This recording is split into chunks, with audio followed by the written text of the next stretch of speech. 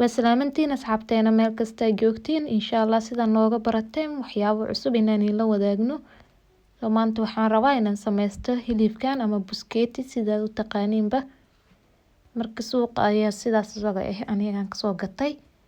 Waxaan ku darsanayaa xawaajiyadii noocyadii kala duwanaa maraq digaag iyo waxaan ku darsaday kabsar iyo toon aan soo tuntay. Intaas ayaan si fiican ugu soo qasaa ama isku soo dhexgelinaa. Marka xawaajiyada noocyada jeceshaha wixii allaal wixii ku yaala ayaa ku darsan kartaa soo kuugu carfo. Si fiican ayaan isku soo qasaa ama isku soo dhexgelinaa.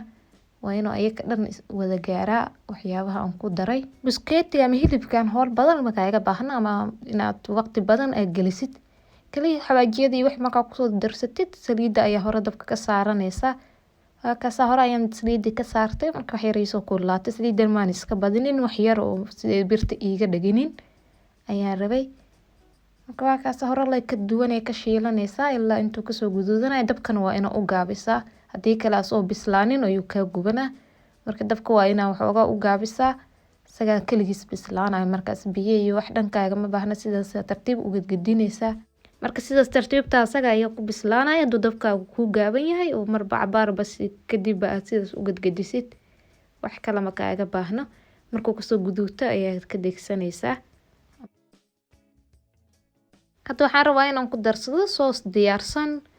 Soo ka ma qaani wax Soomaali lagu dhaho laakiin Maggi sauce ayaa ku qoran.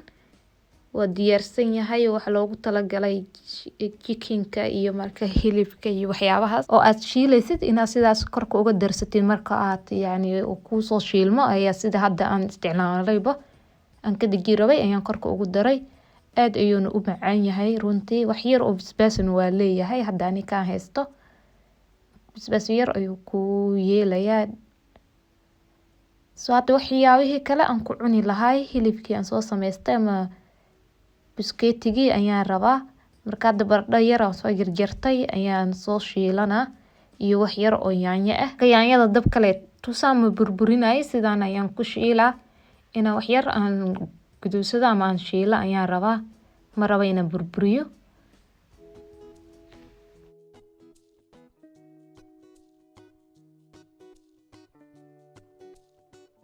soo asxaabay sidaan ayuu noogu soo baxay busketigeeni maanta sameysanay lagama sheekay karo adinka ayaan ii dhaafay wixii comment ah wax yar iyo decoration ayaan sameystay soos yar ayaa weelkaas iigu jira iyo bariis yar ayaan hore u soo sameystay ayaan gees ka soo saaray marka weelkii dhan sidaan ayuu qurux ku noqday maasha Allah insha Allah waxaan rajeynayaa inuu cajibi doono sida maanta u sameysanay qadadeena yarta hadaad ka heshay inta nala soo gaartay hanaga iloobi like subscribe ina noo saartid hadaa hore noo la joogtan waa ku maasan tahay daawashadaada.